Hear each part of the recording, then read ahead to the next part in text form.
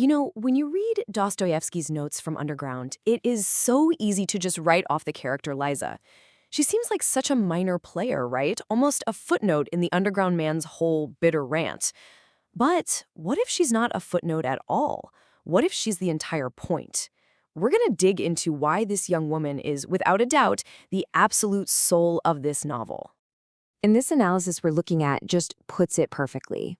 Liza isn't just some passive victim in the story. She is a mirror. And what she reflects back at the main character, and honestly back at us, is quiet.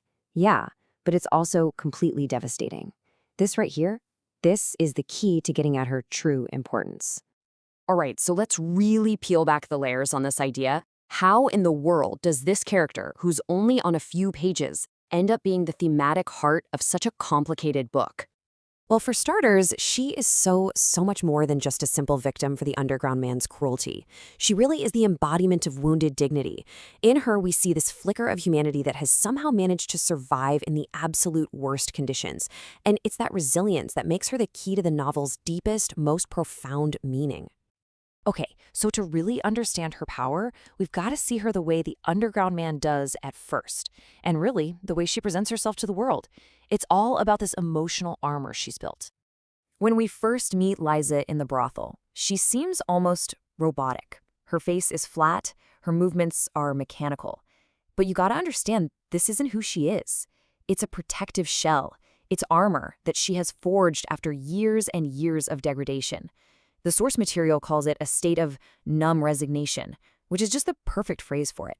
It's a defense mechanism, plain and simple, just to survive. But then, something shifts. The Underground man, playing one of his cruel little intellectual games, tells her a story. And that story? It cracks the armor. It reveals this profound, beautiful humanity that was hidden right underneath. Her whole emotional journey really happens in these three just aching stages. She starts out in that state of numb resignation, right? But when he tells her this made-up story about love and family, it awakens something deep inside her, this incredibly fragile, buried hope. And it's that very hope that becomes the weapon he uses to bring her to that final, awful stage, crushed despair.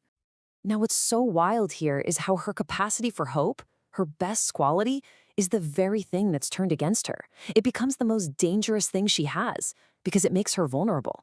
The Underground man sees this tiny flicker of light, and his impulse isn't to protect it or nurture it. It's to snuff it out with the most vicious cruelty he can muster. So this whole dynamic, it builds into something much deeper, psychologically speaking. Because Liza isn't just a person in the story. She actually represents a whole part of the human psyche. I mean, just look at this comparison. It lays it out so clearly. The Underground man is hyperconscious, completely paralyzed by his own thoughts. His intellect is totally sterile, it's cut off from real emotion. And then you have Liza. She's the exact opposite. She's preconscious, instinctive, direct. She represents the feeling principle itself, everything that he has systematically repressed and basically tried to kill inside himself.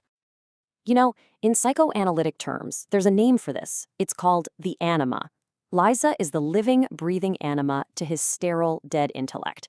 She is the buried feminine, the feeling part of the soul that he has totally rejected. So when she shows up at his door, she forces him to confront the very human warmth he spent his entire life denying exists.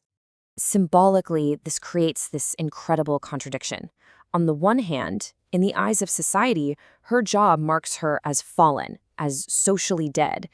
But on the other hand, and this is the amazing part, her incredible capacity to love, to hope, to forgive, even after being totally humiliated, it makes her profoundly spiritually alive.